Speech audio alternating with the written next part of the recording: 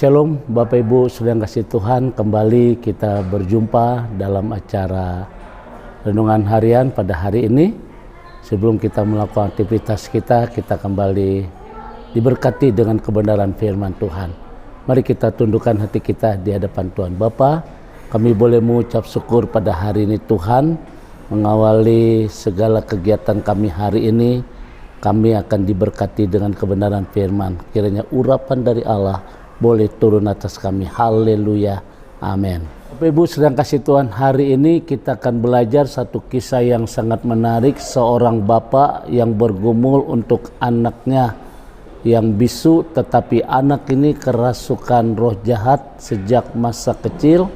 Tapi ketika bapak ini ketemu dengan Tuhan Yesus, bertemu dengan Tuhan Yesus, maka ada sesuatu yang indah, sesuatu yang terjadi, mukjizat boleh dinyatakan. Oleh karena itu dalam Markus pasal 9 ayat 22 sampai dengan ayat 24, dan seringkali roh itu menyeret ke dalam api ataupun ke dalam air untuk membinasakannya. Sebab itu jika engkau dapat berbuat sesuatu, tolonglah kami dan kasihanilah kami. Jawab Yesus katamu, jika engkau dapat, tidak ada yang mustahil bagi orang yang percaya. Nah, kisah ini sangat menarik saudara yang kasih Tuhan. Tadi sudah saya katakan seorang bapak dia bergumul untuk anaknya yang kerasukan setan. Saudara, kerasukan roh jahat. Pertama, anak itu bisu, dan yang kedua kerasukan roh jahat sejak kecil. Jadi betapa menderita anak itu. Tetapi ketika bapak itu bertemu dengan Tuhan Yesus, maka ada mukjizat yang terjadi. Bahkan tidak ada perkara yang mustahil bagi Tuhan. Tapi ayat 23 ditegaskan dengan jelas bahwa tidak ada perkara yang mustahil bagi orang yang percaya. Nah, oleh karena itu saudara yang kasih Tuhan, kita bisa melihat bagaimana mukjizat terjadi bagi orang yang percaya saudara. Yang pertama yang kita lihat di sini, percaya seperti apakah yang membuat tidak ada yang mustahil di dalam hidup kita. Yang pertama saudara, kita harus percaya bahwa kuasa Tuhan tidak dibatasi oleh situasi dan keadaan. Seringkali di dalam kita mengalami mukjizat, seringkali kita terhambat dengan keadaan seperti ini. Seringkali kita mendengar kata-kata tidak ada yang mustahil bagi Allah. Ternyata dalam ayat 23 ini dengan jelas tidak ada perkara yang mustahil bagi orang yang percaya. Nah, sedang menjadi renungan kita hari ini, percaya seperti apakah sehingga mukjizat akan terjadi dalam hidup kita.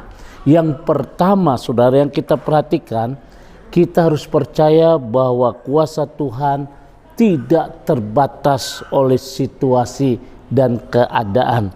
Seringkali yang membuat kita kehilangan kepercayaan adalah situasi atau keadaan.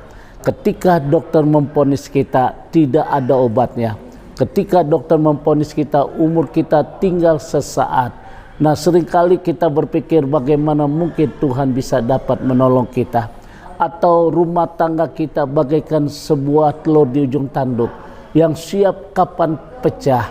Nah saudara yang kasih Tuhan, atau ketika kita bisa melihat usaha ataupun perusahaan yang kita pimpin di ambang kehancuran, seringkali kita berpikir mana mungkin mukjizat terjadi. Oleh karena itu saudara yang kasih Tuhan, kita harus belajar seperti Daud. Dia tetap percaya akan kuasa Tuhan. Dia tetap percaya meskipun yang dia lihat adalah Goliat yang tinggi besar. Tetapi Daud percaya dengan nama Tuhan Yesus, dengan nama Allah yang Allah Israel yang dia sembah. Nah Bapak Ibu sedang kasih Tuhan, Daud berkata, engkau menghadapi aku dengan pedang dan lembing, tapi demi nama Allah Israel, Allah yang hidup, maka raksasa dari Filistin itu pun tumbang dengan batu yang kecil.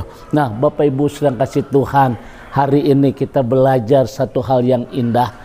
Kuasa Tuhan tidak dibatasi oleh keadaan, kuasa Tuhan tidak dibatasi oleh tempat, tapi kuasa Tuhan kita bisa melihat bahwa nama Tuhan yang luar biasa sanggup menolong saudara.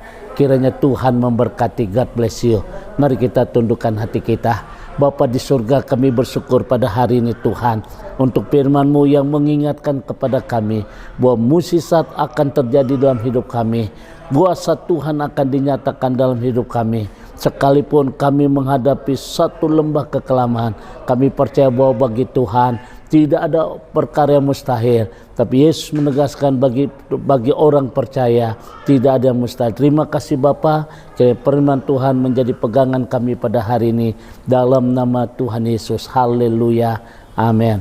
Nah Bapak Ibu sedang kasih Tuhan, saya ucapkan selamat beraktivitas pada hari ini. Kiranya Tuhan memberkati, tetap jaga kesehatan. Kiranya Tuhan memberkati. Shalom.